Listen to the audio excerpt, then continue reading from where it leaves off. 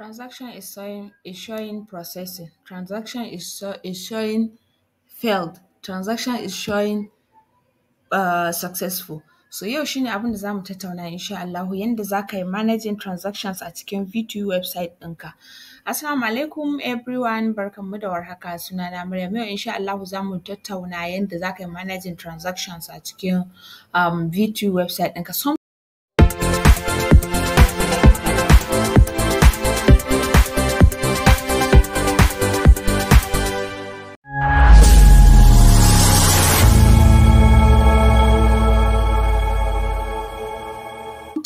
za ka ga user ya tura data amma still tana so i showing processing ko kuma ta nuna failed, misali kamar wannan da kuke gani ya nuna failed, so amma bayan ya nuna failed datan ya tafi. Ka je ka yi confirming a API site inda kake ansa API ka ga datan ya tafi. Wata sa'i kuma zai nuna processing, datan ya tafi amma still yana processing. So yaya za mu yi tackling ɗin wannan ko kuma mu gyara wannan matsalan? So da farko dai zan ɗauki matsalan data ta nuna successful amma user bai ga data ba, bai receiving data ba. So akwai hanyoyi guda biyu da za ka yi solving wannan issue ɗin. Hanya ta farko shi ne za ka tambayi user ɗin, idan ma customer shi ne, in ma shi ne ya tura datan ko ma dai waye ya maka complaint za ka tambaye shi ya yi checking balance. Kun san yanzu an canza codes ɗin da NUC sun canza codes ɗin da za a canza da za a riƙa checking balance, da za a riƙa recharging, da za a riƙa checking balance na data ko na airtime haka da sauransu, da duk sauran abubuwa. USSD code ɗin nan wanda da muka sani a MTN star 556 hash ne ake duba balance. So ko dai ka ba shi wannan code ɗin, sabon code ɗin da zai yi checking balance na datan shi star 323 hash, ka ce ya yi checking balance. Sometimes ba a yi musu alert ba, sometimes kuma an musu alert saboda sun saba MTN ke musu alert. Misali in an tura datan MTN sai ka ga cewa sun ce datan ba ta zo ba. Yanzu kuma in za ku lura number da ke tura alert ɗin data ya shigo daban yake.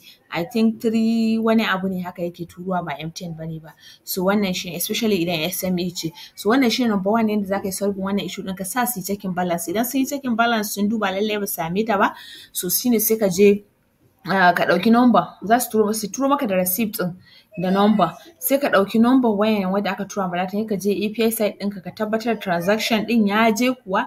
Sometimes idan kamar ba network, transaction ɗin baya passing har ya kai ma wannan ɗinka API site ɗinka. Sometimes yana nan yana tsayawa a site ɗinka, so ka ɗauki number ka je ka tabbatar. Idan har akwai transaction a can API site ɗinka, so nan za ka je ka yi ma 'yan wanda kake ansa API wurinsu.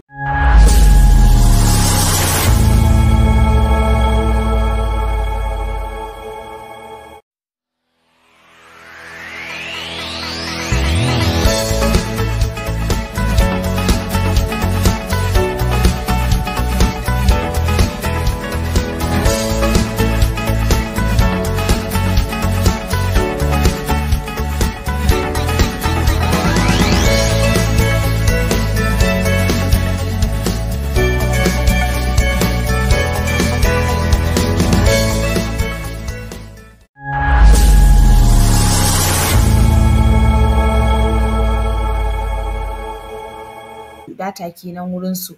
Idan kuma transaction bai kai ba, so za ka ga kenan kai ne nan aka ɗauke an yi debiting ɗinsa amma transaction bai kai ba, to za ka yi masu refunding kuɗi, za ka canza status ɗin. Status kawai za ka canza, ba wai wannan za ka yi ba refunding za ka yi ba. So wannan sometimes ma za ka ga ya yi passing site ɗinka, ya je API site ɗinka ya yi passing amma can ya yi failing. So ka ga idan ya yi failing, su kuma nan an samu successful, wataƙil nan ya riga ya yi calling can kuma sai aka samu akasi can wurin API site, za su yi maka refunding. Definitely, especially idan kana amfani da kana ansan API ɗin MS Plug da wannan site, so lafiya lau za su yi wannan. Za su maka automatic refunding.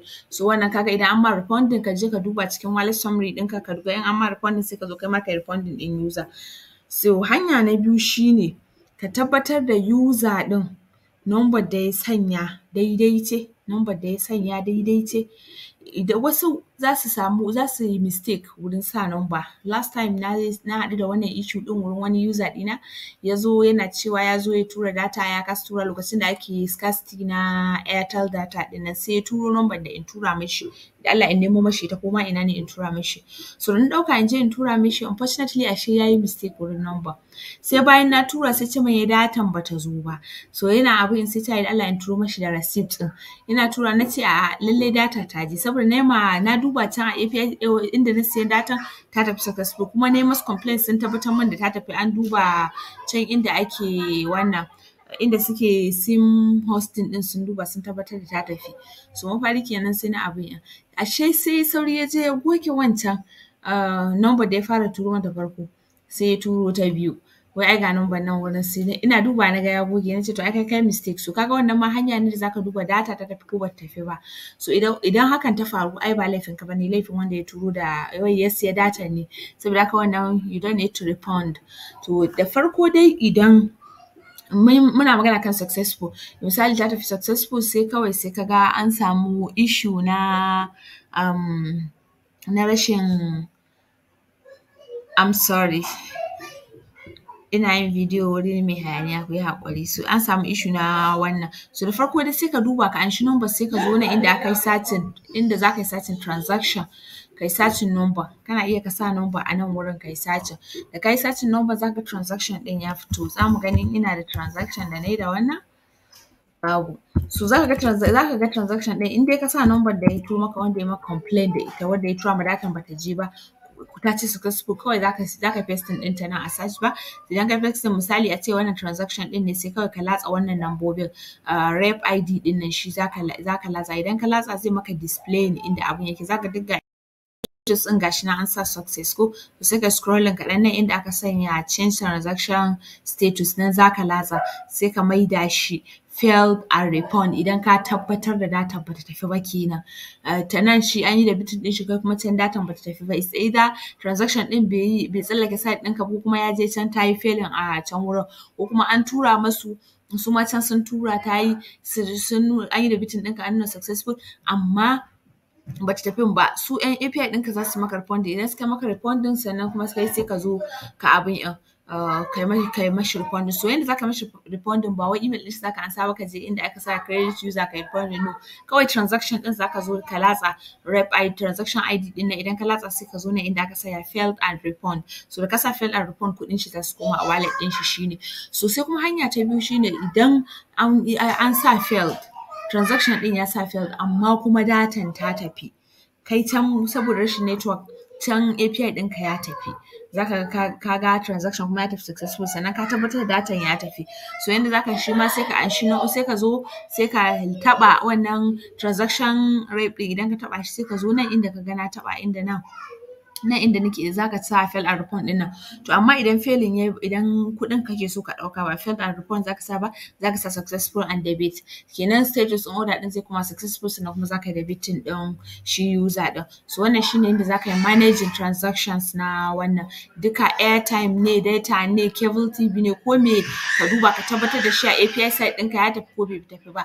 Idan ya tafi sun yi receive ko ba su yi ba, a nuna maka can API site ɗin kai musu complaint, su duba maka can inda suke abin inda suke automation ya tafi ko bai tafi ba. Idan an ma refunding kai nan ka zo ka refunding. Idan kuma nan ya yi failing, can ka ga ya tafi, an maka wannan, an yi debiting kuɗin ka, kuma nan sai ka zo sai ka sa success ɗin wannan, ka canza transaction status ɗin. So wannan shine yanda za ka canza. Na gode ƙwarai da jimirin sauraro. Amma kafin mu rufe zan maku tambaya, sai ku ajiye min a comment section. Shin yaya kuke ƙarewa da users ɗinku idan sun sa kuɗi? Misali in an samu matsalar ta network ta daga NBSS ko kuma ko sun yi transaction dai, misali an samu matsala dai a network, sun using da Monify, sai aka zo ya kasance kuɗinsu ba su shiga ba, sun daɗe. Ya kuke ƙarewa da wannan users ɗin naku?